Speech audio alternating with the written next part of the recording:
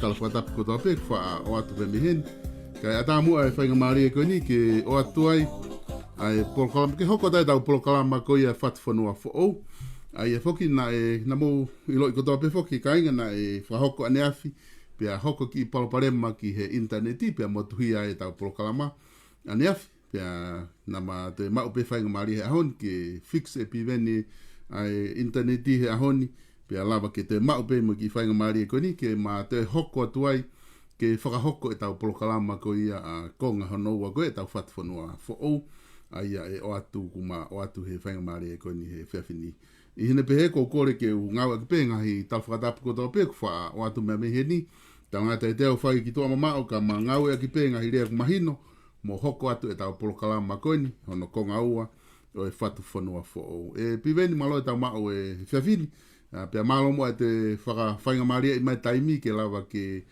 hoko atu e ta polokalama i he ahoni. Ko e aneafi foki e piveni na ta talanoa foki na ke talanoa aneafi ki he whakaukau maria ko ngā foki na ta nofo i he COVID-19. I hono o tu uni ko ia ke whakahoko e huhu, i he lao ko ia ke tu uni ke kua pau ke whakahoko e huhu ki he kakai.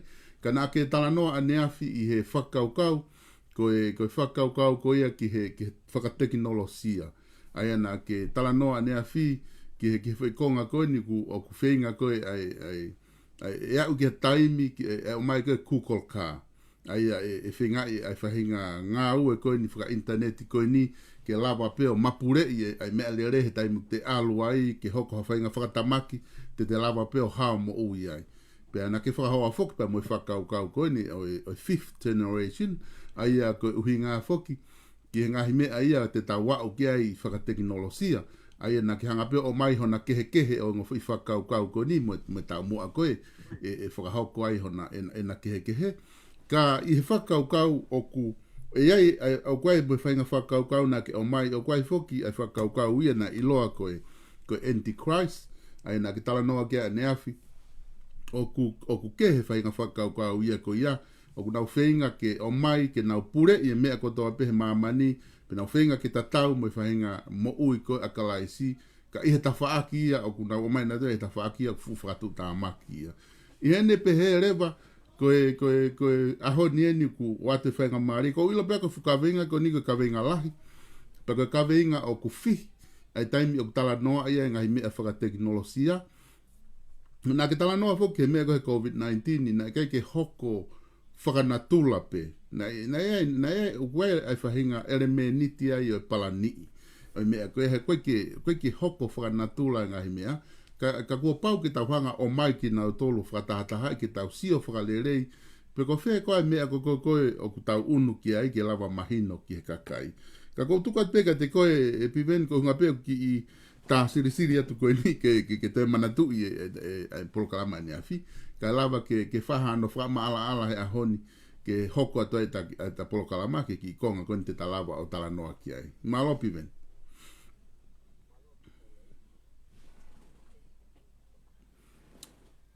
Piveni ki wakai ange o ti ona ku mate mai.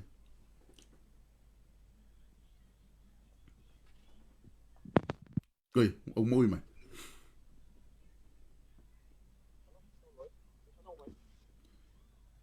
O koe ke fuongo mai dai nimi ka ko tu mahalo ko ha te ki wei biange o koe ke ongo mai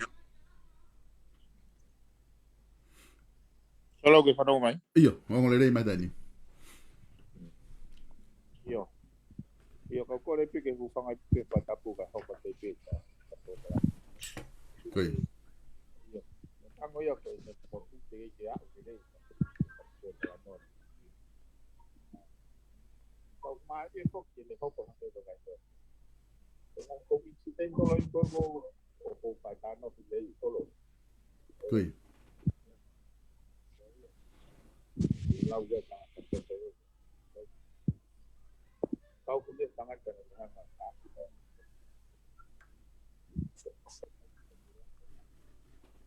o piven kata ke ange kau te ki whenga i o koe ke ongo mai o ku ange o koe mea o hore pe ku lahi ange ne matea na ihe ne maui mai te ki wakai i ange pe lock out for the lock okay Okay.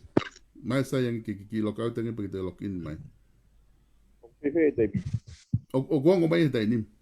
Oh, ito dia tahu betul. Iya.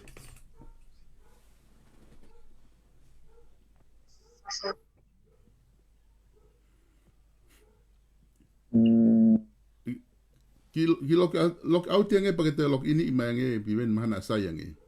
Okay. Ya.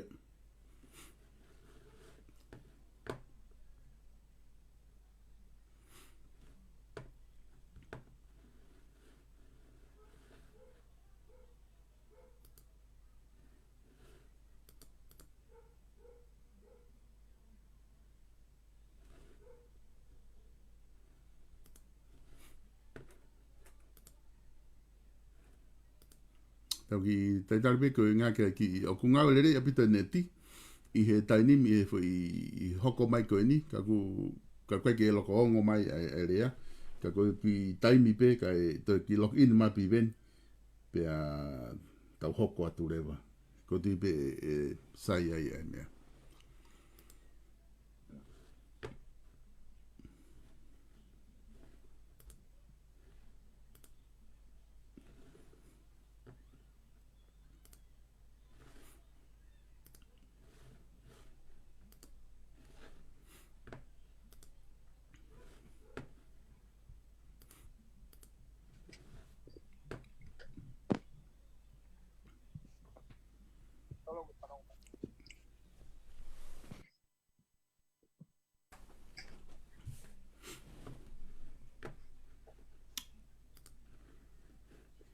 Oku ki iongo le si apito ka ke lea mai pe ku ka whinga pe ke usio pe ko ha fonga e lava ke le o lahi ai. Ia wakaya. Iyo. O wale pe ki o mai le o ia le o la. O le pe ki le si. Ko ia. Ka ki sai e maga sai e ki kita no ko.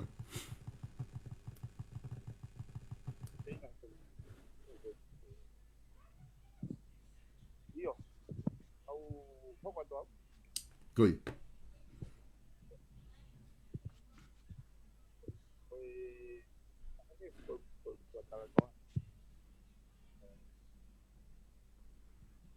Aku baru pekerja di tempat tahu kuping tempat ya iya tahu FAIFAI Ko ia.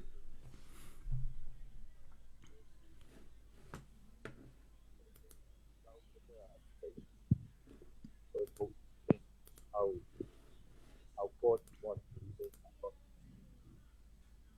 jadi kai TALANOA kita buat apa oi mati no go oi mau pahai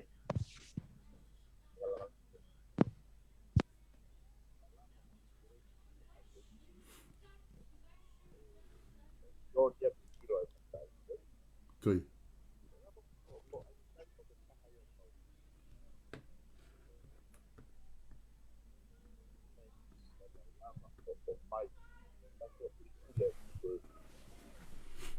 support TALANOA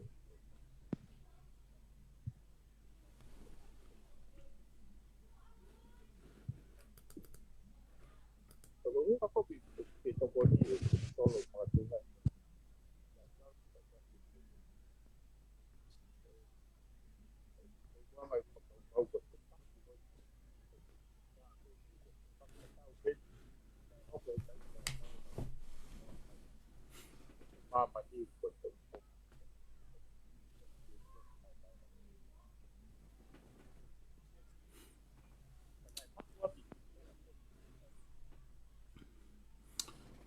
Piven kadaki ka oku tamai ka whanongo i o kai ke loko ongo ange ai me ai.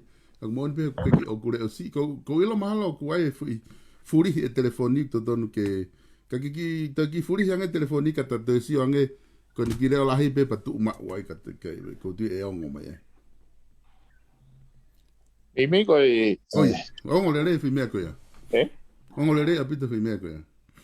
Mari tam. Imi koi ongo le apito. Iyo. Imi koi tu no mo lo ben go fa ngau ya ki. Koi. Ika. o sai ni te. O le apita fetu ko ya. No le bare ala. Sai apita ya pive. Okay. Okay. Ko io o hange ko FATALANOA. Ko hinga ki TOKONI solo ko whakaukau kon ke mga wha kon i o whai e whaki malonga. Heanga mahino me ngahi whitu ke he. Ke kako mo isiu kon i koe te ke mo malonga a koe he senturi ko hiri whekau akta mo whakiki koe pe poto pe tapa whae mama. Aia ko sio o ngata pe e whatonlea hea usia koe tō tangata ko ia. Koe mahino koe ka te au. Hange ko whaalawe koe ki mua solo. Ka pau te o atu ha konga wao ke huo. Ka pau ko ho experience he MAU'I ngata pe he teknolosia o hele pelu. Koe me ngau e pe te ke ngau e atu. Neongo ko os exist ai missing kosi moi palau moi ngai me be. Ka pau ko ho experience mo a usia o ngata hele pelu. Te ke huo hele pelu pe koe ai ponga wao koe. Ai ko huinga foke FATALANOA he ko os mawahe mai tau tolia me ngahi whakaukau o ngahi i known and physical ta interaction. Tau alun tau tolia ke whainga unknown abstract interaction ni.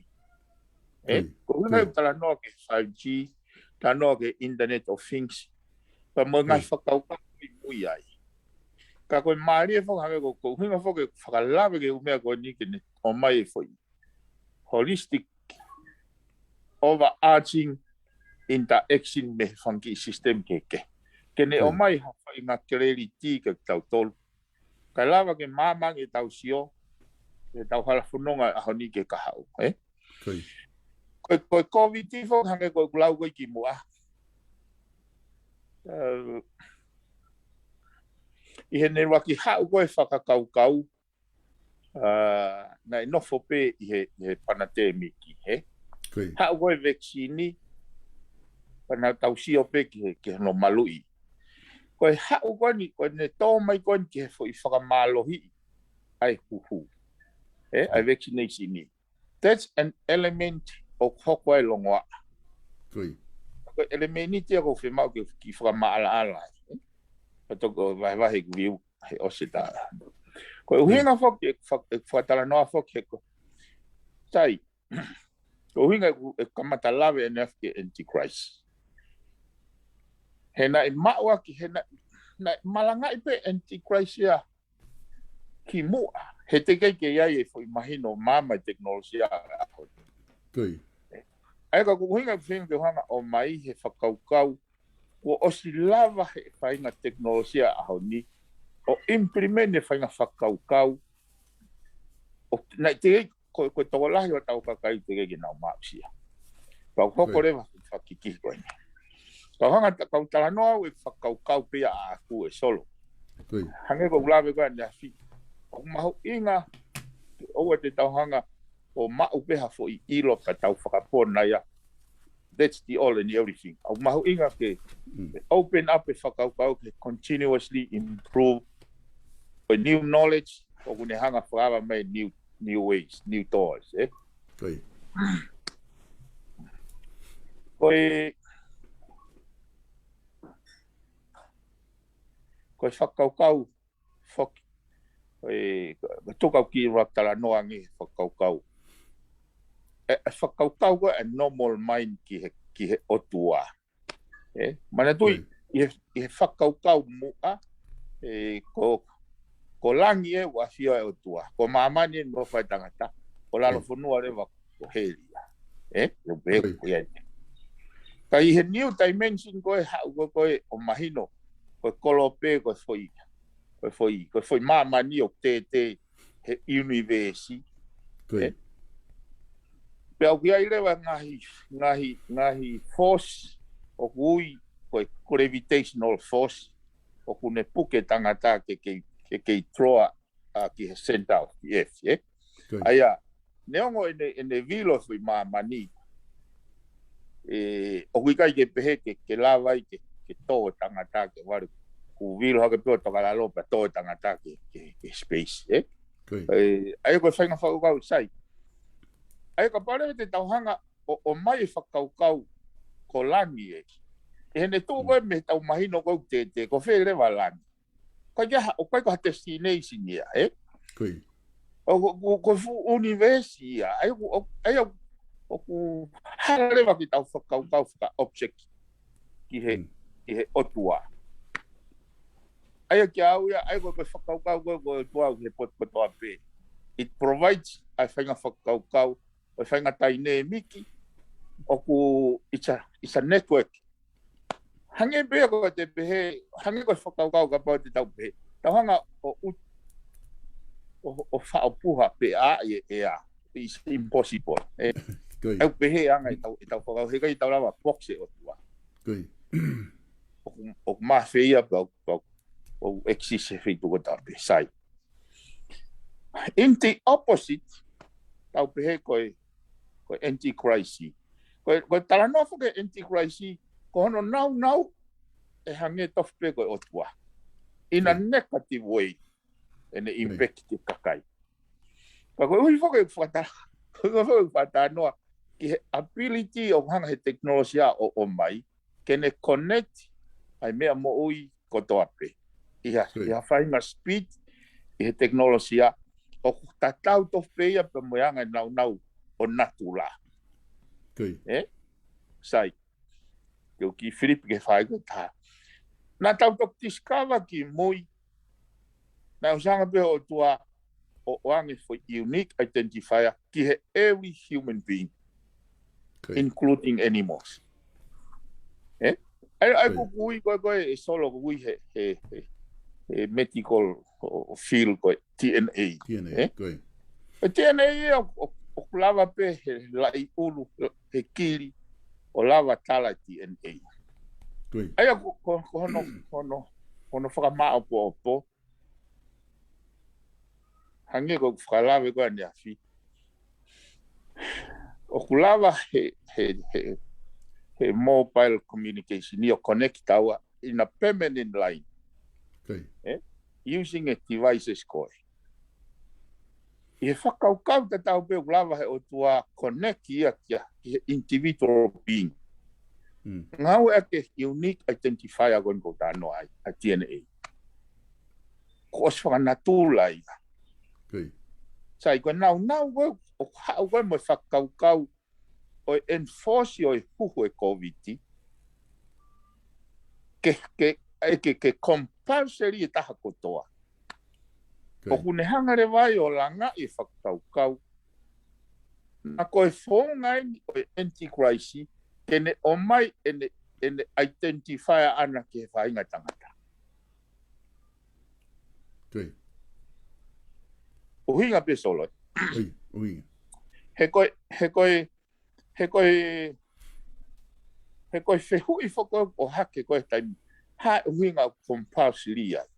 Hae huinga whakamalohi ai. Lolotonga solo o te kei ke koe pesete, koe death rate o pesete pe taha. Na ki mei sensi polanga au ka pau tau pe. Wa o ke pesete o anoa. Pesete ni manoa death rate. Ke pehe mau pe koe he COVID. Highly likely ke mate koe. Ka koe ne pesete taha kai whahu mai whakaukau koe. It appears tau whehu ia rewa. Koe taimia koe huinga e koe pehe. O koe ai pe validity, e wai pe merit, hono hanga he whainga koe ni, me ta whake lo tuo whehu ia.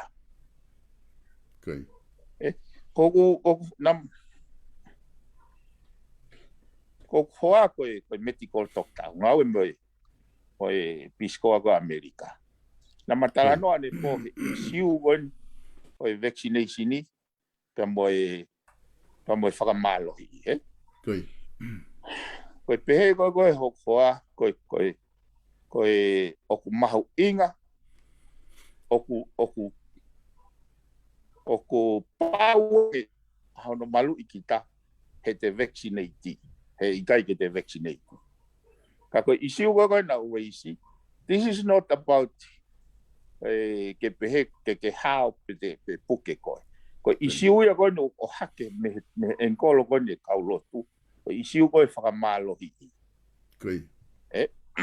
Aya it is not about ke pehe tai HUHU pe au ya he te hawa mea wai ko isiu ya ko ai ko ke HUHU pe interpret mai rewa for dimension for all o whakakau e anti-crisis nā ko hawhainga form o nia o hanga he anti-crisis o identify o mai ha unique identify aya e whainga tangata aya uhinga le rei whakaaki ume nia he uhinga koe ni hono o hae uhinga whaaware pe ko nau whaulao ke force pe ai ka pahe kai te ke HUHU kai more ho ngā au e whainga mea pe it's more he koe uhinga whoke whata noa sol koe whakaukau ka aku he mahino ko ia o koe issue ke o mai ngahi pure anga mo kau whaiwhekau o hofi pe koe vaccinate koe kai te vaccinate koe ke utui ko issue ia o utui ko issue o kei toton pe ke o ange whaitawataina koe ke whainga tawata whaitawataina whakalangi ia ke feel ka wero issue ko pehe toton ke toa e whakamamafa koe ngahi pure anga pe mo kau taklotu koe mateu teu so na mena to tamai vaccinate ka ke hao o ui ke ngai ka pau te ke puke te ke mate Koi.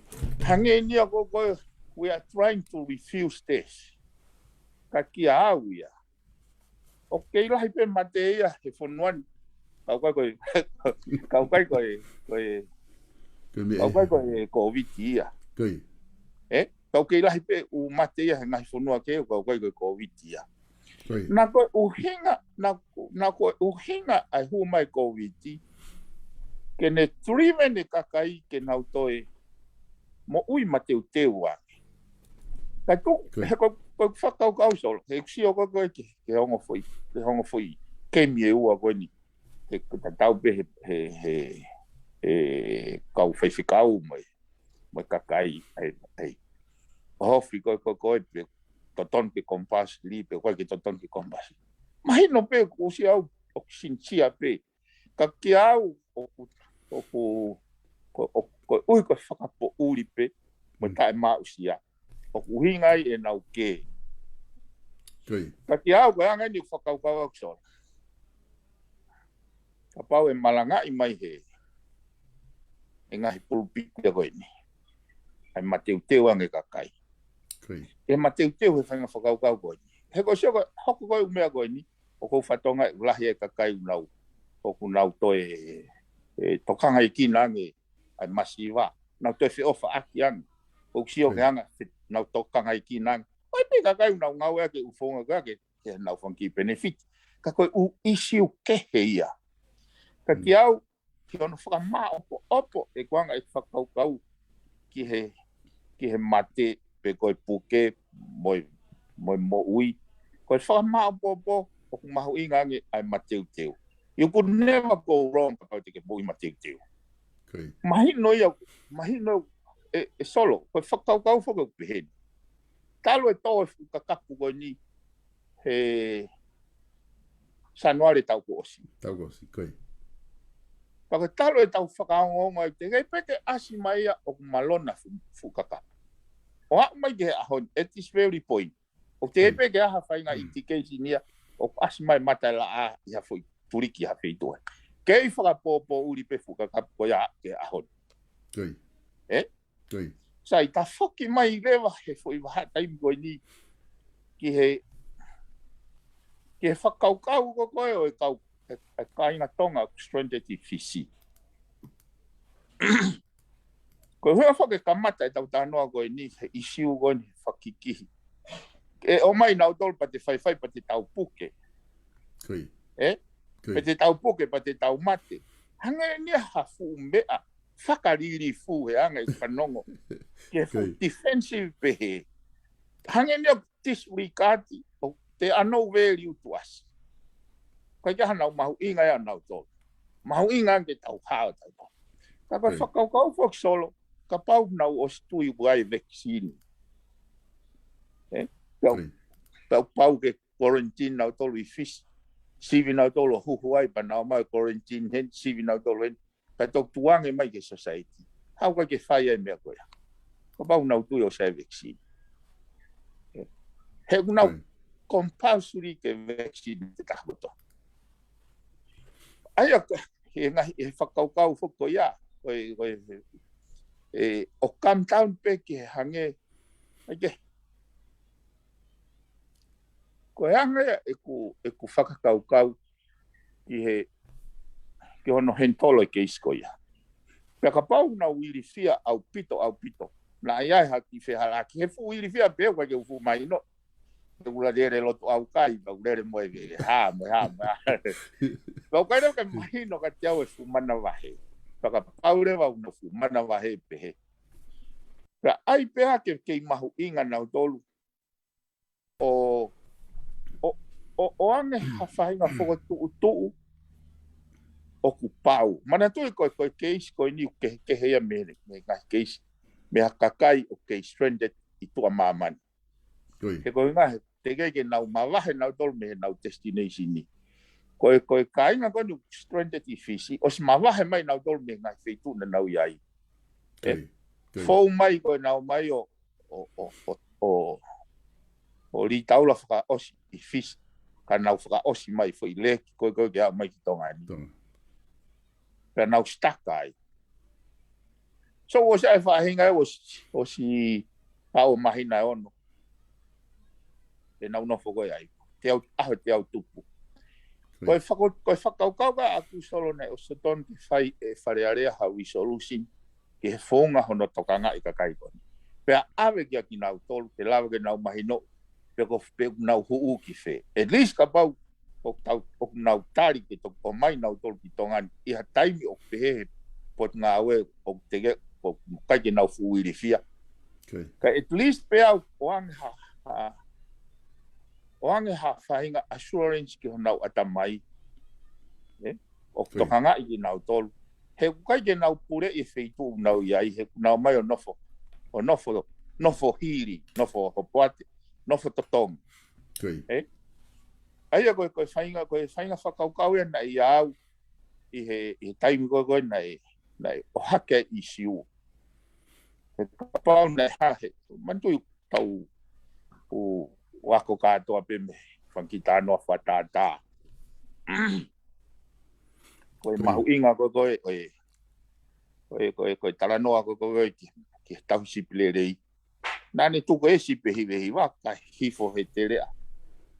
Hake he mounga. Ke komi pe ki sipeta. Au uhinga ke mahu inga pe. Pako hange ko ngoi hange pai ke nau te tokanga nau tolu hifo. Nea ngoi ki hifo I toko whanoa. Toko si.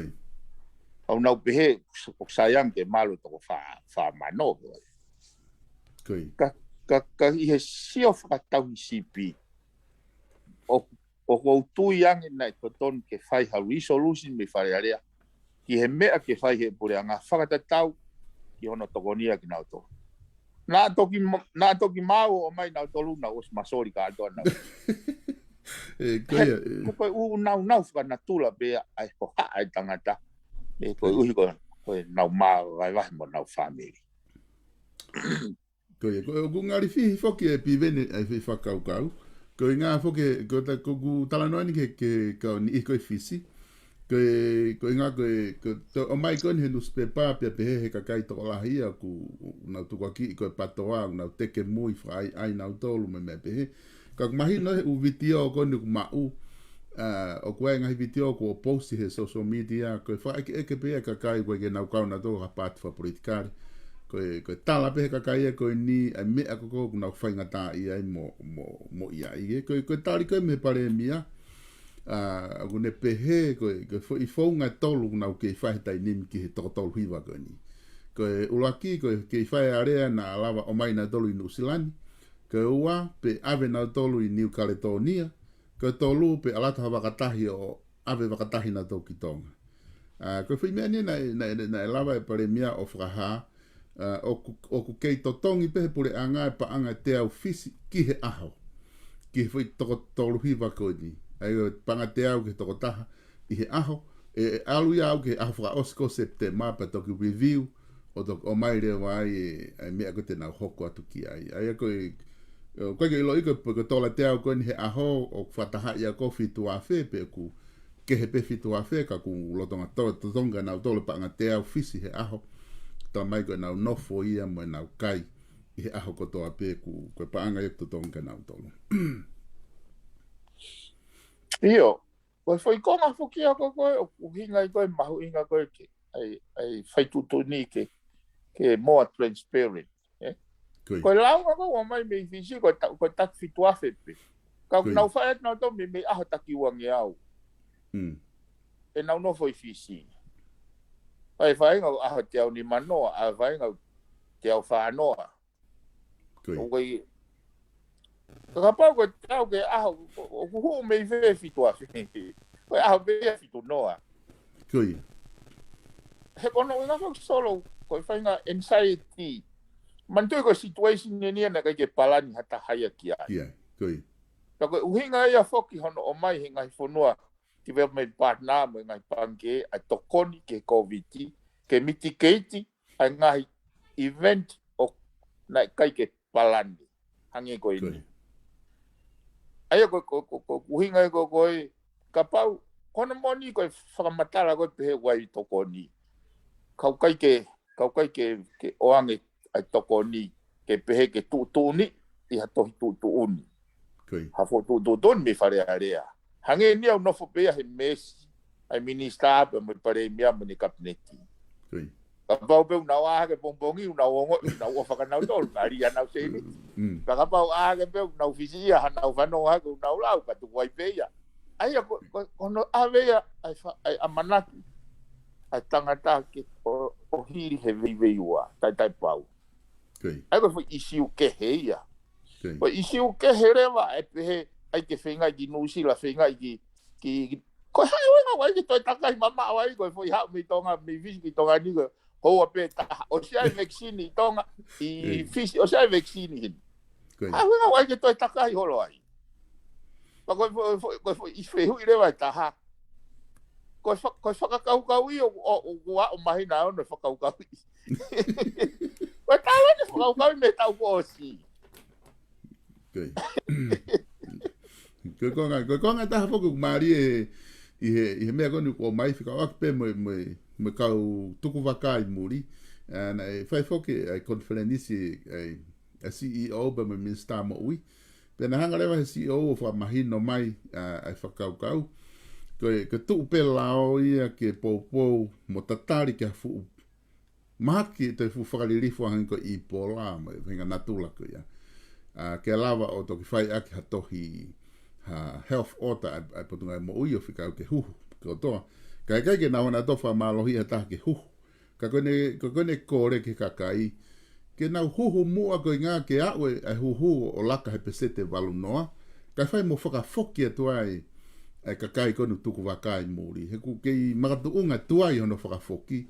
Ko kai ke alo huhu MALU'I ke au ki he pesete walu noa. He ne pehe he ku mimi aho ia taha ua ai te huhu uloa ki pato ata ke te huhu whika ua. Aia ko ngai whakamatala ia o mai me tongana I he tainimi he tawhaaki koe ki he kautuku waka, kau ai pepa mo huhu o nau pehe koe kore ke kakai ki whai mo nau huhu kai whoke atu ai ni ihi koe I muri ni. Koe whai isi koe nā kua. Koe uraki isi koe pehe koe tohi pehe he lao kai ngau e aki hala whakawhakau ia koe solo. Ka pau ko yanga e whakau tohi mo ia he lao. Ko I hifo solo ko tu yau na tau whalawe tau he mea koe ni. Mea ko tau peke tohi ia he lao. Pea awe rewa mawhai o tuku he lao. o tu he sino. Pero na tatano fo i siu ko lao ko sipoti. So foi lao ni pot ngau mo ui. Ai ko fakarea ko na he CEO o mai mawhai a tukurewa he CEO. Kakake tuku e matai tohi lao. Ma lau maari e lao. Ka paure o ko whakakau ia pa ai o tohi i ai ke compulsory ka pau e toki au ki he taimi ko nau whakamatara i mahi e au ki ai. Ka o ai o tuku ko e compulsory ka o mai whakauhinga ke toki whaipe ki he mesi pe ko whakaukau ai CEO. Ko poini foi poini a ko na ke na wa foi isi ko ni ai ko kuhinga ku ia o ku hala ia ke nau pe mai fa pe la tu ku ia ki he ke ta fa aki ka fai pe ai fa auto daia me whakaukau ai CEO ko taimi ko hala fa sistemi le vai ko ngai mata vai ia ai ko kuhinga ta fa ta no tau he ko sai ko whakaukau ko no kore ka kai ke nau huhu mua kai lava tu o whakafoki mai ai kakai ko e solo te hampa te ati feu ko hampa wa ke huhu e kakai ko wa ke o mai ka o mai nau tolu ka tuang te kakai ko ni ke nau tau ati okay ke au ya solo ka ke pe ke popo ya huhu pe popo i tai huhu ya ya ko popo ya mateu teu ka pau ko tu ia ko conviction ia o fe mau ke huhu ko so bit ko filia ka pau ka ke tui ki ai ka ke fe mau ke huhu ko so bit he ko the end of the day solo ko pau ke tau mate that's a gateway because me ofa ya o tua ke lava mata no fofonga ko pau ke mate koi pa ko tu ko uhinga ya ngau e fai nga tangata mo ngau e ko fe kau ko mateu teu ke a mate ka wai teu tui ko lere ko lere ko hola me mate ko me e o fe ma ke tauhanga malanga i ka ko tui be ke au ya ko me ko ke malanga i mo me ke nau mateu teu ke au he tau tui ka to ko mama o me ko ni me fotu tu o tua ai ko ke pehe ke tauhanga engineer palani mo na o ki fela te ki me ko na ke pehe ono tuku aki e patoa e solo solo me pango pe ko lave ke me ko ka ko lau mari e tau fihi a pe ia o kai ko pehe ko me be he vaccine e covid lau mari e ko ya o wa we ni ki he traction kala ya ko ke fai hono oia ha fahinga me a pe ia fai ko u ka LELEI haki hakakai o kai ke naulava o ngona naureo o tala pe ia ko venteta pe ko fainga kai ke ko uhinga ke lave pe ki ai ke whakamala ala mu ai whakaukau solo he kai he kai ke ne o mai he whainga lau maari tau whia ko ia ai mateu teu ke he aho mawai ko he COVID mai aho te ke mate ai na ifo ke e ke atu e PIVENI he ko hinga he ko konga fokeni o ku talanoa e ko me he ko taim po fai talanoa ke kau fisiku ko takotolu hiva pe fokia o na tu mai ko fai ko e la unga me fisi ka pe o hakerewa he tafa ke taha e fukau no fokoi nu silani e pe fo e pare mia ko toko wafe aron he toko wafe tu si o ku ke murini ana pe hereva ku pa ko na mare na tole fehu i rewa pe ko ha me o ku vili ai pe PIVENI ki takotolu hiva i fisi ka kai ke tokanga mai ke he fukau no fokoi nu silani pe mo aseria ko me o ku vili ai pe PIVENI ki takotolu hiva ai ko hange ni ko ki foi me ape ko ke piki ki ai ko foi konga ia ko fai ono fehu e covid e vai ia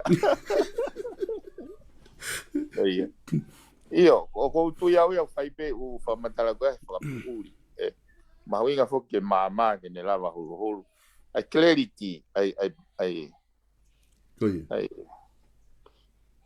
ko ha filia fo tonga LELEI ke clarity mahuinga ai mama ke ne lava hulu ai tau fai tutuni decision making he ko winga fo ke kulave ko ke ko te stranded hangi ko whahinga I musila pe mo whahinga. Nau nofo pe nau tolu ai na nau ope ke nau family o staka I pau nau well look after pe. Ko whahinga ko oku stranded I fisi, neongo ko ki tosi. Patea ko whahinga I no whaka taha. Ko nā mau nofo hiri. Nofo hiri, I whakaukau ko ni solo, ka pau nau nofo I ha hoteli. O nau nofo rewa I hoteli he mesi, o tunga whakapaanga. Mana tui ko talanoa fuka nai kai ke palani hata hai ai staka.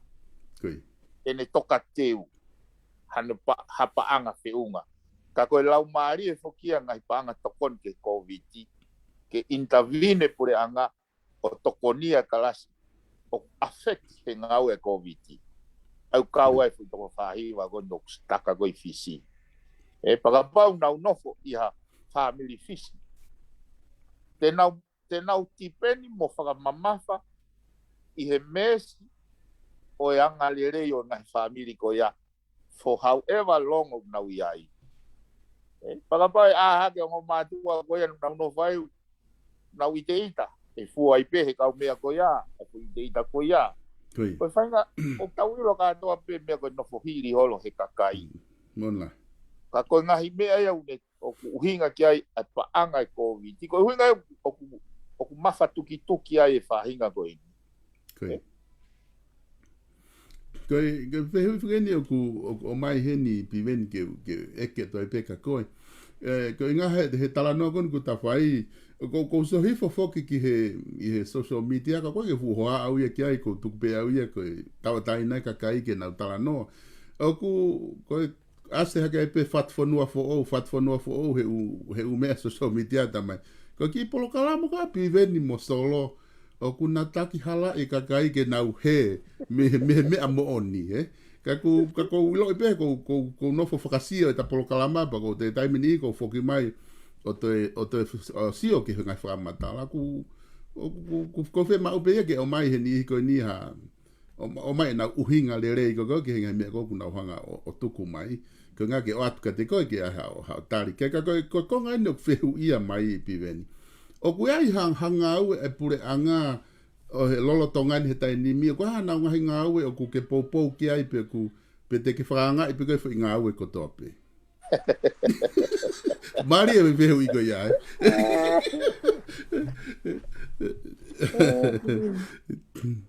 Ke vehu ia taha henu kune tuku mai heni ke o atua nge ka koe.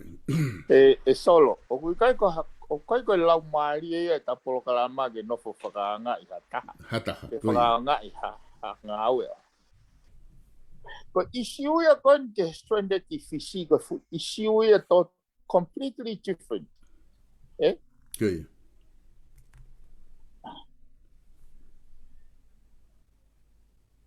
O kai kau toi koe lau maari e whae ta programa ke tanda hoto whakasosio apea ke whakaanga. Koe lau maari e programa ke tau tānoa e fwoi sistem hala whanonga. Whanonga, O tau ne whatua e whaituutuuni. Tako konga ni e whaituutuuni o tau pehe o kia i elemeniti o tae tokanga I whainga koe. Ai koe kio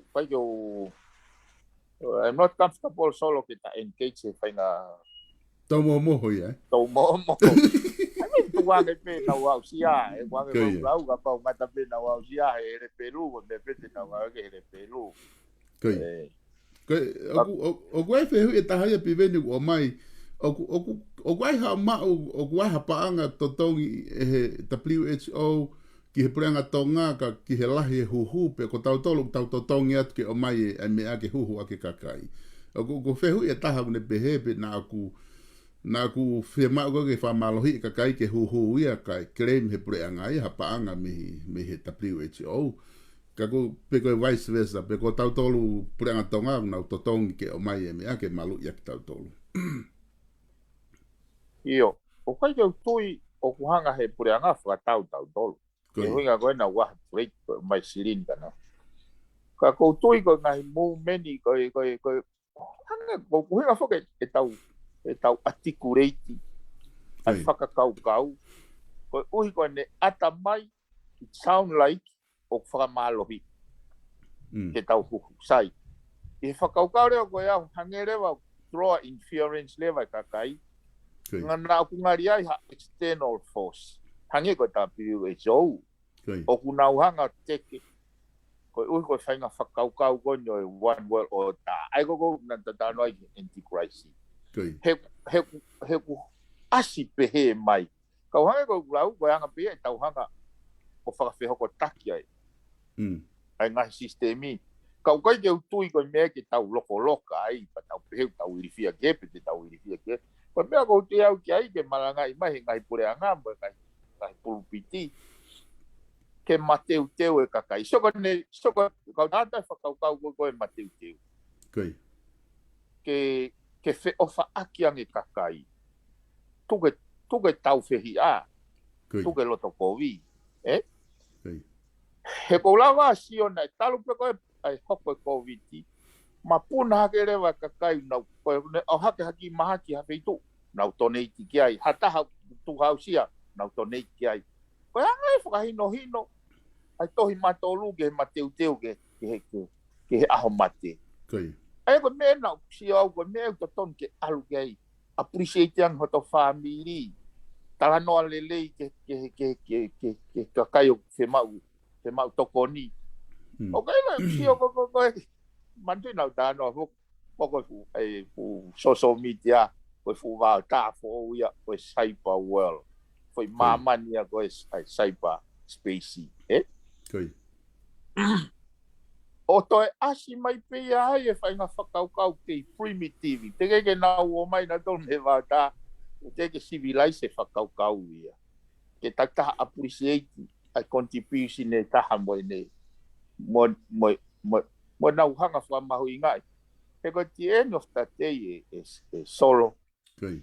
Koe foi whehui o taha pe ia e pe pasivi koe kei koe e mate. Pena ke whawhanga wheka ia, pena ke ai, e no whapopula. Hei. Koe Pai ke aha whainga me ai, pena ke whai whekau, pena ke malanga, pena ia hakakai nai mui a koe, pena ke tau whihia ki a hai. Whanga e ku whakaukau, ka mea, ke whakawhoku mai, kau whai whekau mo nau iwi. Tuka mai o tala pe tonu ange vaccini pe hala vaccini. O mai o tokoni he atakai ko fehui solo. Ko anga sio e kakai ke fu au fia fu kakapu ko ni COVID. O nau pe ko mea noa o mea o kai ke mama me for to 12. Ko nga tau pe. Kapau you could never go wrong kapau te finga ke moi mate teu me hen. Onwards. Pega pau e o aho ko kiria hake whukakapu. Ko ke whie maari e koe. Pega pau aho kai koe te kiria haka ke mate ke whie maari e so ke wini he, ke wini he. Mona. Ka ke whehui ange ke he whahinga koe nau. Loloto ai tau whi ia solo. Moe whi lau aki. Peku mateu teu, eh? Ka pau rewa, aulatu rewa whukakapu koe ni o iku ki he mate. Koe nau teu e au ni ke oki whe. Koe anga e whakaukau mo ke tokoni masi solo. Fuku wau taa koe whanonga e social media.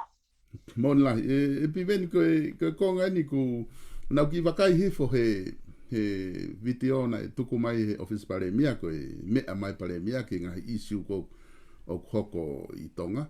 Pena e ai konga ai e zi mea paremia na ne pehe ke kakai, koe ne kore pehe kakai ke nau te whiri mua ai kabineti ko ni ki ke tau whaka hoko ko ngā kai lawa ke hoko atu no langa e whanua pea mo hoko atu ngahi ngā ue koe na nau palani ki ai ke lawa o whaos pako ulo tako time campaign ni eni ke time fuko eni ku kamata ai campaign ni ni toko lahi ku nau os asi mai o campaign ka koe konga ia taha ko matu ko wha eke atu maupeka te koe ai konga ko ia ku ai ha ko mahino mai ha fili a tonga tap fitu ke kuna o ku ke kau he kau kantiteti pe te ke mahino ta whako ia.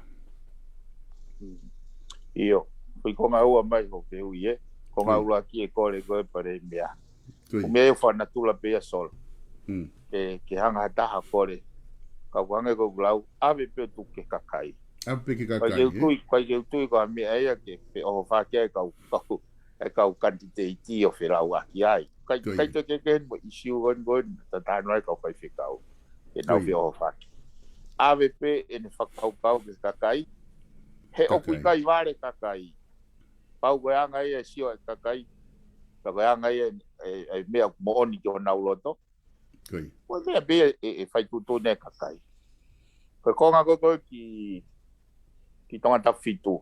Io solo.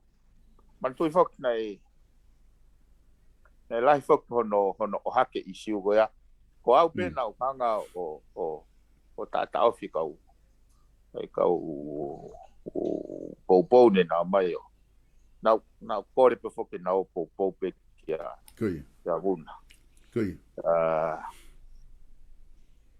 Ka pau e toki au kia taimi ukai ke lava wuna. Whakamoi LELEI. Ka teu toki konsita lewa mea unau. Kako mahalo solo kuwas mahino. I ne tu e taimi ni ko tatau maa wuna e me whanonganga MAU'I. Pea ko tari lewa e au ia e kore ai. Ka inga ki he rere ki whare alea. Ka ki au e solo. O kai ke au ki ai. O ko loto pe au ke o hanga o ange a whenga maari e koe ki kakai. As an option. Ko option. Ka pau nau koe anga e nau whakaukau me nau whaamu ke ahtaken wha. To be the voice for the voiceless for them. So be it. Ka wai ko hame aia. Ke au au kai ke ho ha au ke kongo ya ko ho ha ang au ki hala whanonga lue tai whanoani solo. Kau whoke isiu kon ai mahua mai kon the trucks. Moi whetuku aki kon. O tuku aki ia kau minister. Tuku aki ia kau hou eiki. Tuku aki ia princessi. Pau ko ha ang au ke hala whanonga. He teu whiri. Ke au ia koe whiri ia koe mea ia kakai. Ka koe mea ko ha au ki ai tūnga koe nyoku. O ki ai e whanua. O mahina pea PIVENI e ku ilo pe kakai e ngau koe me mea ku ke mahu inga iange i he whakamama pa mo inga hi te sio ke sistemi me mea pehe. Ka ko inga pe whaka koe kakai ia o ku naulufia mau pena toke na ilo i pe ku io pe ku ikai. Ko ne io pena koe apa na ufia maari re na tolu hoko atu e nau whanonga na tolu te nau toki alu pe na tolu he aha ko whae whiri o tohi ko hai ko na LOLOTO ki ai. Ko loa peka nau tolu ia ke nau ilo i ke taimi he tainimi ke nau fia maari nau tolu ia ku lot pena toke tukuang koe ke whai pe koe mea ko ke fia maari ai. Ko ta whaak whakine na ai ke eke atu ke te koe ko ilo i peka koe ai ho o kuke mahen LELEI pe pa mo pilo levu pe koe ai pe mo whilawe i ho mo he anga e whitu utaki ku mo whahoko i tongana. Ka kone tu ufoke a hopo ko ni ku ke i he tafaaki ko a afi me mo unga o kwa hame aku une whakawhainga ta ia ko ku wesia ai ngau ko whai pe ku mo alu pe ko me to tonu pe ke whai pe to vete pe wha mau anga ai tukunga mu ai Ia solo kau enia he isiu whainga ta au pito kia te au koe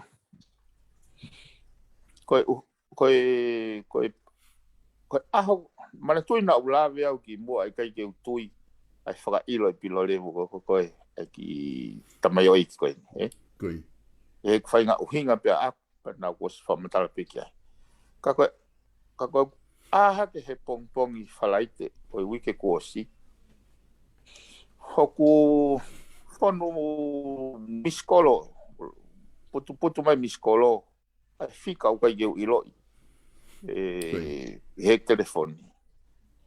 Pea koe whakahoko mai, koe kore mai he tamai oi koe ni mei pilisone.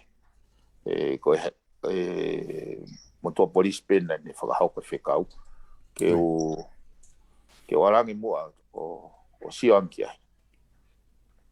Koe foi taimi koe a solo ko ongo i lewa ai whakaukau ko ni na hau ka mantui o ko mahen lelei pepe mo e princesi mahen lelei pepe mo ni ki whanau pana post hake pana hanga o share hake ai memory he Facebook e mau I fisi he mari ko ya alupe pau ka mo e pedi Koi. e whainga le waina nau tohi mai ka mai e tako ke kau pe ko me kau meanga ki hau ko po ai ko sio ko whakaukau ko ke malise sia ke pehe ke utau fehi aki he ke te popo ke ka ko mea kona o mai ko ka au whakaukau solo nau tangutu rewa pehe so ko pehe masi kau ka alu ki pirisone e whakakaukau e kau mea ta koe moni pe foi loi na I tuwaki aki o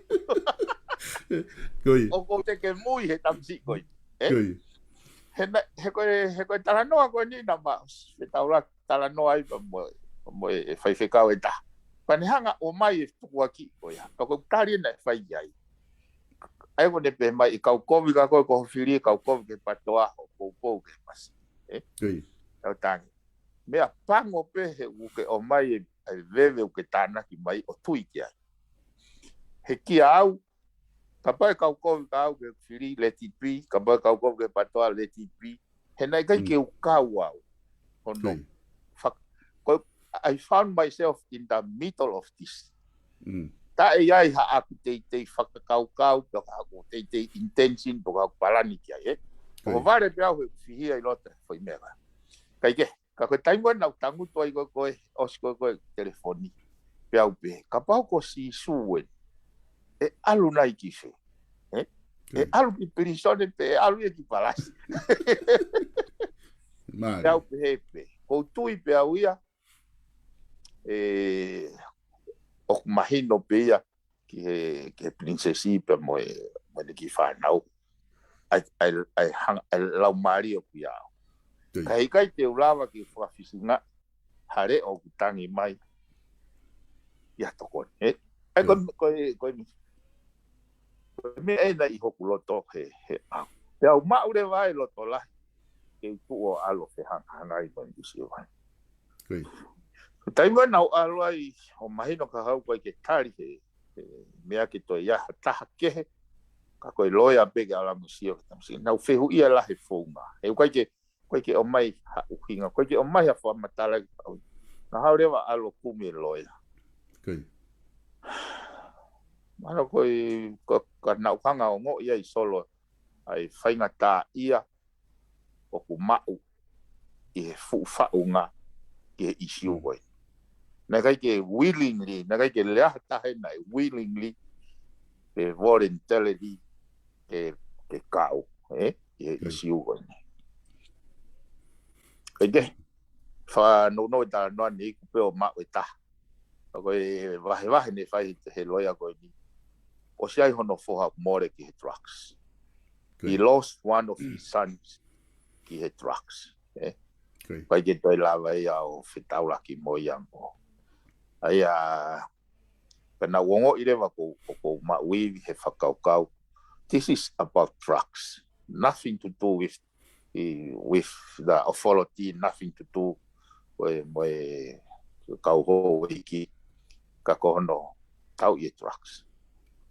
Pe au hau pe ko ia o ki pousi ake ki kore ake ki kau poupou pe mi nusilana he pātoa ke nau whakaukau I mai ati tong loia mo case koe. Pe au mou au ia ki mea whai koe ni mawhahonga o vare lahi au kau ia he toku. Aha ke pompong e taha ko so HIFO. Ko stana ke na tore ua mano tupu. Ka koe whainga lau maari fuke solo ko tānoa ai. Koe MAU'I ma teu ke tau whetau raki pa mo COVID moi mate. Ke raki fisiki mai ia ki tau tolu. Haloto ofa ki he maula alo. Moi whahinga wai ke ai koe whainga whakaukau ia koe nei nofo ata mai mea koe ia. PIVENI ka inga whako ko fufu o loa mai he tai nimi ai lere ta polokalama whatfonua. Pea ku lahi apito ai ngahi mea he sistemi ku ke lava talanoa ki ai ko agree mo disagree ko me ia kakai pe mo to kakai ko na whanong ke proklama pe na tui ki me ko ia pe ikai kaku lahi apito ngahi me ko ia ku ke hanga o hulu mai i proklama wa o mai ni ki ahon ngahi me i sistemi ku ke talanoa whapatonu ke pako lava ke sio atu ki ai ka ia whainga maari ke huki wharearea o koe tui te lava o ngā ue maari ke vete ngahi konga koe mea nia o mai koni he kakai he tainimi una whanga whahingo he tainimi ofi koni e wharearea whi toko tolu te manatu ki tai Amerika mo ngahi whanua ka ai koe kau terrorist he kau tama terrorist una whahingo mai whi toko tolu na pe koe toko tolu whatu tama ki taha ni i tongani i he politikare he tainimi ai toko whapa ku ala vuia pero toi toko tolu ko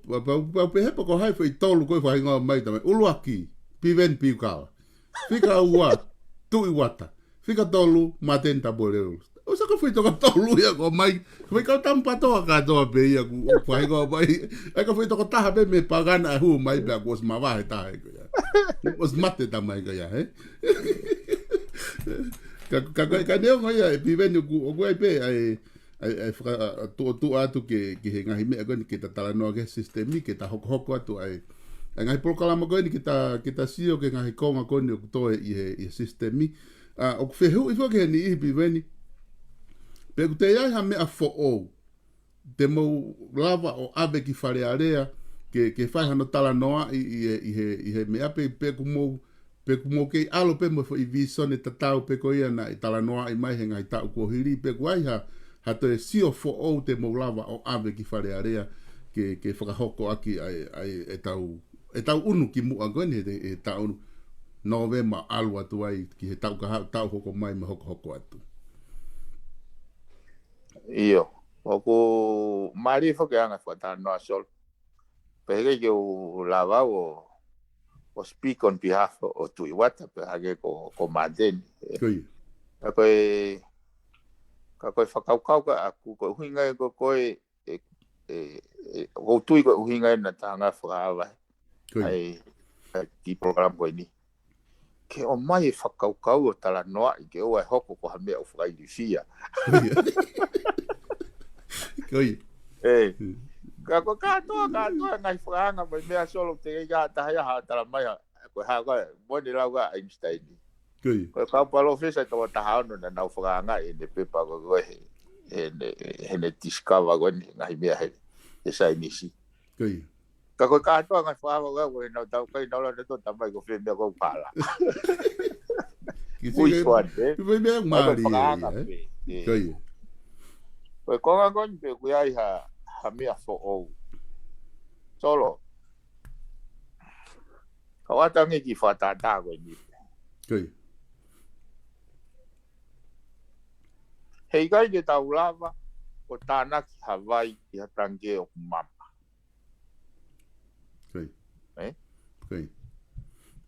Pe ta tau ai pe ka hai lahi vai te tau utu ki ai. Ka kapau o mama e ti one of the day kai pe Hawaii ai. Hoi mahu inga ia whaunga whakapolitikare ke malu.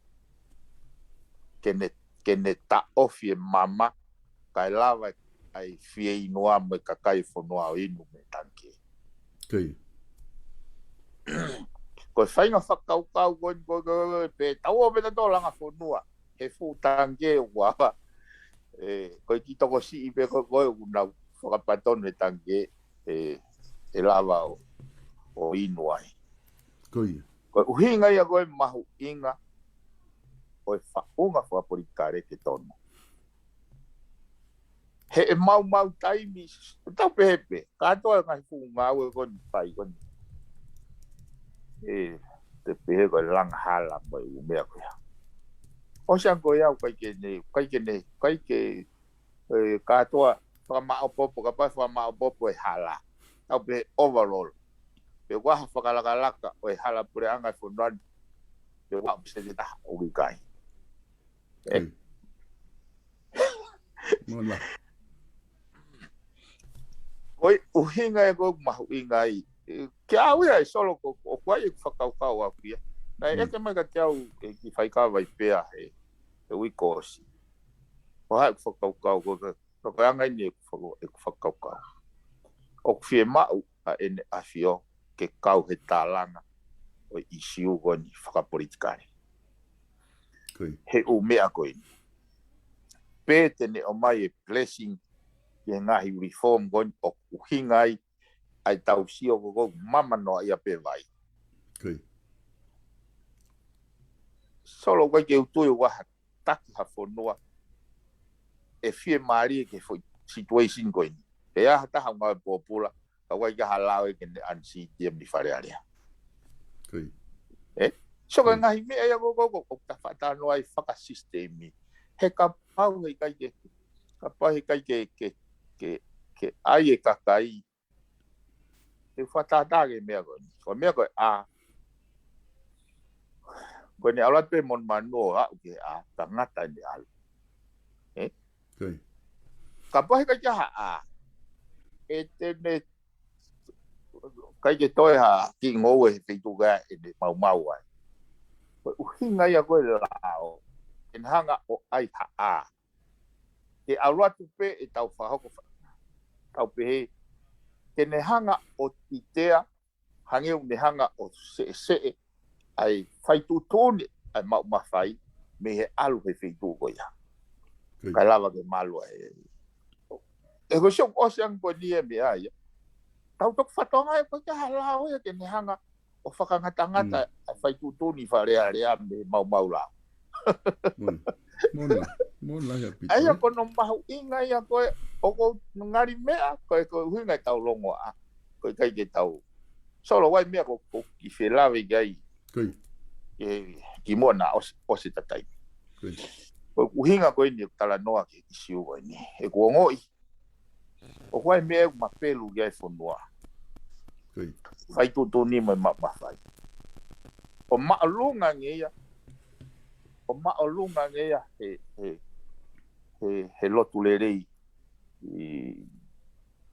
na hao mokalaisi. He kuanga i kuongo i goni. Soko, mana tui solo na talanoa he ao e nia e tau whainga whasi a tauhi eiki o kau mo sa wolo ia tau wala. Kui. Ai ko mena kuongo i he whetakai mai goni he hopo koe ni. Kuongo i au mapelu. Lahi ngai sino, ngai institution mo ngai sino i he sikiso o platform mapelu au pito ke tala tu whaholo. O mea ko manawasi iai. O manawasi na koe fu taimin go o Nebuchadnezzar. Ko manawasi au pito he kuongo i o mahu ingangi tau punou ke foi tu whaholo. Tau turi ke ngai mea toton ke whai. O he ilo. Ko taimi au tuau ke kepe. Ka kuongo i au pito. Ko mea na kuhanga au ngoi. E foi lere mai koe kuongo i whainga tā ia. He kuongo i au ia ku koe hopo whakoi ni tono tukaki. O ai ko whare aku kono tukaki e ngai traditional leaders. Toko tu whakaholo. Ki he ngai involvement he drugs. Lolotonga have hako tupe whanua he drugs. Lolotonga hake uta mai ngai fu utoni mo mea he drugs. Ka hange nia go hange ko ke nauloto ke address it issue ke whakatontonu mea. Ai ko ngongo i au pito tau foi hala fononga he foi algo. He ko mea ko pe mahu inga ai whaunga ke whakatonton. He ko lau e au ko hangahi pa ka pau te tau utu vai ki hatanke vai. Ta tau e pe honolahi. He kai pe ke tolonga ai. He kai pe ke fie maari ko toa kai fonua ai. He kai ke na winu ka toa. Ai ko angai whakaukau. Neongo pehe ke mea fo'ou. Mea fo'ou ena na hao lavo. Tuku katoa mea ke tawhaki tau. Alo langa whanua. Kui. PIVENI koe mooni apit ho tano ke drugs o ko na be ko hacking ai fu puhai wa ko container ni kui okalani hen he wafu ku e drugs ai ko mitonga kan ka nga ka taimi ko kolet ki to ki fa mal ala mai ta fa ki na ke pehe o fia ma o tu I ke kau he tau talanoa fa politikari ai o kau I he fonga fefe koi ai ko fakakau aksol if I ever get to parliament one of the first things I mea ke ko loto ke request the audience point o whakamatala I kai palparema o kusio kumahino ka au. He ki au lahi taha I kusio gogoi ki ngai palparema o hoko I wharearea o whai bea he tai MAU3 solo. Loto LELEI tai mahino. Nana I whakaukau. He kou whaatala noa whok, ta whaatala noa whok he sistemi solo.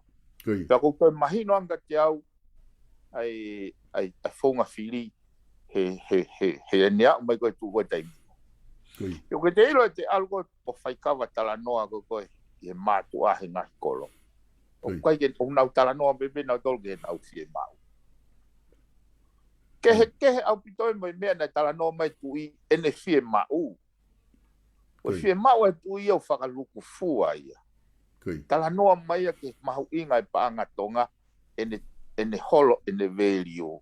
Talanoa mai he fulahi e tau exporti he tau importi. Talanoa mai ngai mea whakaluku fua solo. O keiro e algo talanoa ko e hen he kakaiolo kempei.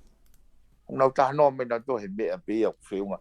Ai ko kuhinga ko isiu whakavahenga ia. O tau te o hake peta to talanoa I wharearea. Ke mau inga mandu nau ki talanoa atu ke he mau inga pe local government ke strengthen ni foi mea ko ia pea okay not in isolation time that tau align mo fili wharearea ke function mo role ai pure whakavahe me he role ai wharearea mandu nau ai kurawa duke taha ki moa ko kau whakafofonga wharearea kon o kui wharearea au kau pure whakavahe LELEI. Tore na holo moi mai na do o te fili wharearea na to no mo be pure whakavahe pure whakavahe ko e ngau LELEI atu ngai wahenga they are very good at it ai e ko kuhinga ia ko talanoa ko solo mau inga ena fio ke ne mahino ia e o kai o mantu o faitutun pe tangata me limited information o field aki ai kai ke ka ko foi issue ko te tatok talanoa te tatok talanoa la no tatok talanoa tu e fata tokoni he ko issue ia o ko sio o kunehanga whakavanga le vai a fekolo aki kai ke hanga he sistemia o la langa pe tene cultivate hala fononga merino mo maapop PIVENI ko tui mahalo ku whamawhana e tānoa bea ku tokolahe kakai ku nau kau o tohi mo kau mahe ka nengo e ku kata taimi ka ngā ku te taki ngata ai kata toki hokot he wika hau sai beko ni na taki I tāpolo I mai ahon kata toki hokot pe he pure lulu wika hau e whaafei pe kai ngā ke nau te foki mai pe pure lulu ko na kulahi apita ngai mea o kwe mau ki ta talanoa ki ai hange ko lawe o no ngai mea ko na ku ke mention mai ka lawa ki ta talanoa ai mo whakasio ai mo sistemi ka pau te hame te ke whama apo mai pe ka ta mawa ele vai ahon iyo sai be solo ko follow ka koe ka ki awe ko whaafea tau ko ho whainga maari po koe ui ka hau he koen ko mai no ia te ta campaign koi o ku fa apit hape whainga maari e lahi taha ka tau kau whenga ke utuk taimi ke o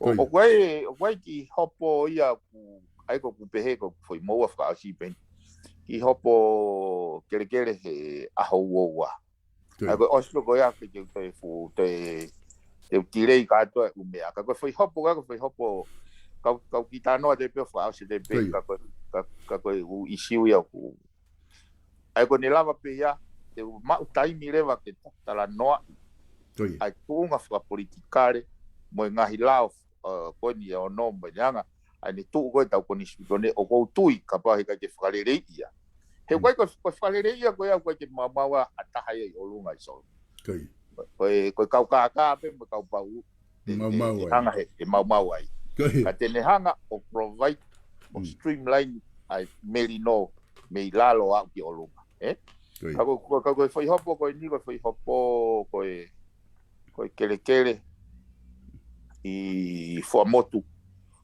nai o gari pe au o ka o di motu ao o ko le tokoni mai ko ne fanongo pe ko e fata no ke la kele pe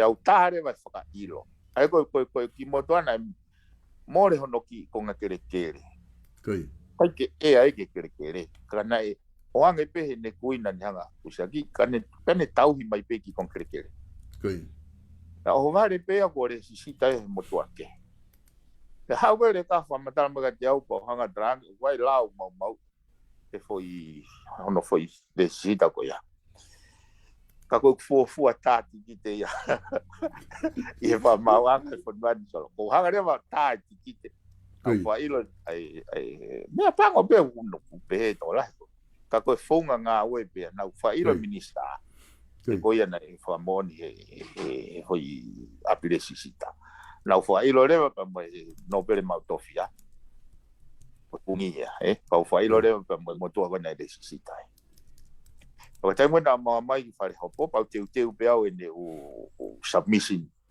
ki fa hopo te mo na mai hopo ne object level ka loya mi ta fa ki ko ton ke o loya o ya ke pe mau akuri leva ke tuange pe hopo ya o hopo tai loya pe we fo ke hanga pe siwa fi direction ko ni solo ko direction ni o mari o pe siwa fi direction ko ni ko nga ke la ke siwa mai nge fa mau anga ta social system ko fere vai place ai masiva mo tai malava e fu fa mau anga fo wan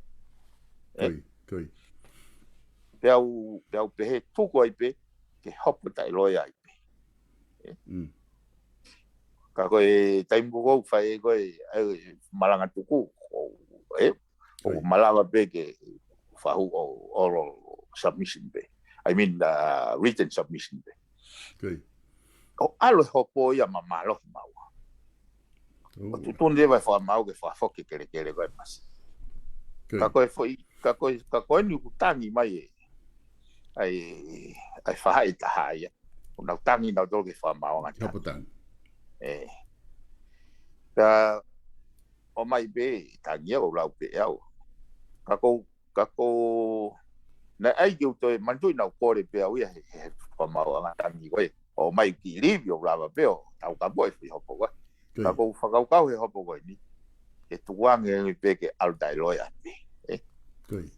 ke unga ko lo to pe ke sio mai ange fa mau ngata ni hana ufaka kau pe kui fe to ton ai masiva mo tai malava mare e ko hopo ke ya he no ke ta no go si ta tol mano fai tu ai to tong loya ka ko os tokoni e de ka ko ni o os malo ni hopo kai ke more se ni teta ka ko no mau alo ni hopo ta ni pa ko ai mau to fa o se awa o ko lo to ke na o TALANOA pe ke le kape lo to lahi pe ke ave ke si ke alu pe ya lo o tu pe ya fa fonga pe ya ko hinga ko fa kau pe ya ku ya na ki ka mata kore lo pe ka lo ya ka lahi ame pe na fe moi kina pa ko nga document fo kinia ho po sa tau ka kore ke na lau e to ka ko pe ke tu pe he mari pe taha me ego lo tau ke sio ke fai mos fatokanga i mai he fu judicial system o kue element of injustice ko hai tala mai ko ministry of justice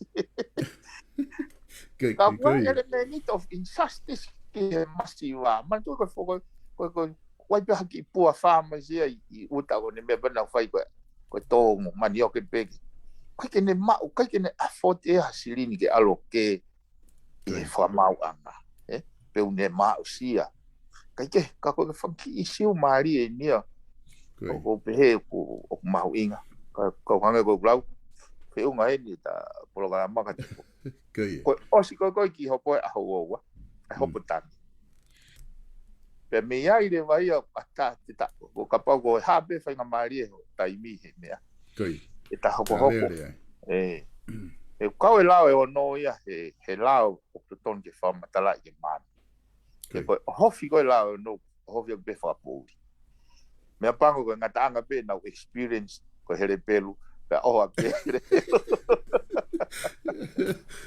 ko ia mona bito biven sai be ko na ku imagino que te aho te ta feinga be ke la por kalama he osiko no hopo ka lava ke mahino nga issue ko ya mo ta fono nga ta me kakai he ko du ko taha ia fe ma o kakai ko na lava pe tala mai na tohi mai ka ku malo bito e polokalama a honi ta to ki felonga ki he wika ha u ta time polokalama pe fat fono fo malo bito ke kainga ko lava ia ta polokalama fat fono fo pe mo piven piukal ko e ma o atu pe maua a ki konga ko ni ko ngā ke whetongi aki e ma polokalama a ane afi ai na e motu foke ma polokalama o vai ua ke ilo i pe tu ke he tawhaaki koe pe ko tawhaaki koe na e matu ngai e ku to e whainga ke piveni ke whakakata ma polokalama ke lava o atu ke mo whanong ke whamalo lahi atu ke ti motong ia mo kau mai ke tau kau i polokalama ko ni hange koe ko mo whanong ki ai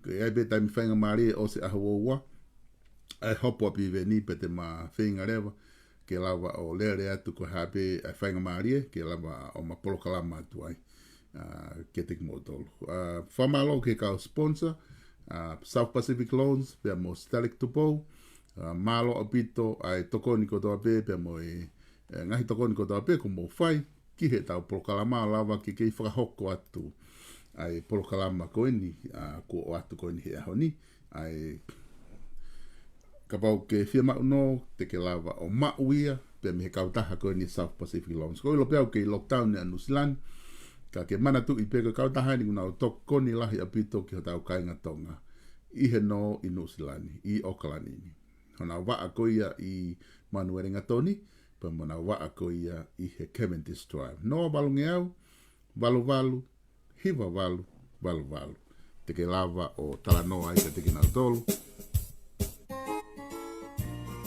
i he South Pacific Loans